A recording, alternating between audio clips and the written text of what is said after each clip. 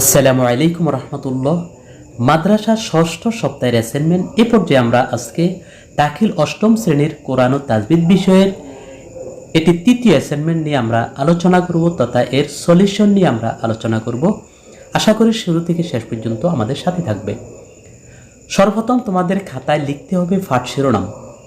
অনেকেই প্রশ্ন করার পরিপ্রেক্ষিতে আমি এটাকে আলাদা করে লিখে দিয়েছি। পাঠ শিরোনাম হবে আরবি হরফের সিফাতের বিবরণ। আরবি হরফের সিফাতের বিবরণ হচ্ছে তোমাদের পাঠ শিরোনাম। নির্ধারিত কাজ বা প্রশ্ন বা যে বিষয়ে তোমাদেরকে অ্যাসাইনমেন্ট তৈরি করতে হবে সেটি হচ্ছে আসিফাতুল মুতাদাদ্দা এর প্রথম 5টির বিবরণ দাও। অনেকগুলো প্রকার রয়েছে, প্রথম 5টির বিবরণ দেওয়ার জন্য এখানে তোমাদেরকে অ্যাসাইনমেন্ট দেওয়ার জন্য বলা হয়েছে বা প্রশ্ন বলা হয়েছে। উত্তর তোমরা এখান থেকে লিখবে। উত্তরটি আমরা এখান থেকে শুরু করেছি, আশা করি তোমাদের অনেক উপকারে আসবে। আসিফাতুল মুতাদাদ্দা এর প্রথম 5টির বিবরণ নিম্নরূপ। 1 নম্বর হচ্ছে হামস। এই সিফাত আদায় করার সময় মাখরাজ নরম মৃদু আওয়াজে হয় এবং শ্বাস চলমান থাকে, তাকে সিফাতে হামস বলা হয়।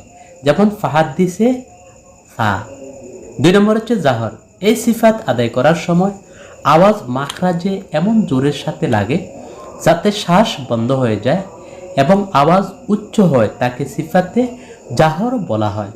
যেমন ইনশাক্কাল কামার, ইনশাক্কাল কামার, এ কাফ। 3 নম্বর হচ্ছে শিদ্দত।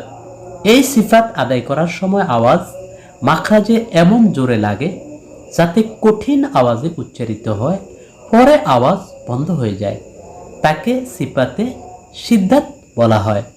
যেমন মাআকুল, যেমন মাআকুলে হামজা, মাআকুলের মধ্যে হামজা হচ্ছে শিদ্দাত। এরপর 4 নম্বর হচ্ছে রিখওয়াত। 4 নম্বর হচ্ছে রিখওয়াত।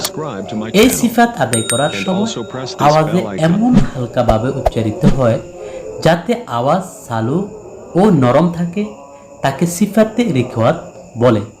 যেমন আহসানা, আহসানার মধ্যে হা হচ্ছে রিখওয়াত।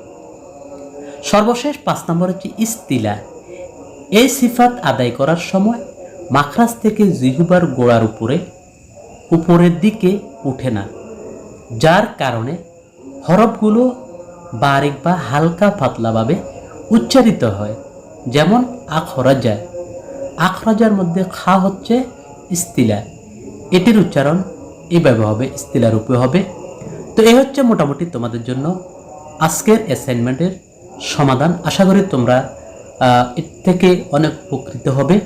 যদি বিন্দুমাত্র উপকৃত হও তাহলে আমাদের ভিডিওগুলো লাইক করবে এবং বেশি বেশি করে শেয়ার করবে, এবং কোনো কিছু বুঝতে অসুবিধা হলে আমাদেরকে কমেন্টস করে জানিয়ে দিবে। আর চ্যানেলটি ভালো লাগলে অবশ্যই সাবস্ক্রাইব করে আমাদের সাথে থাকবে। আল্লাহ হাফেজ।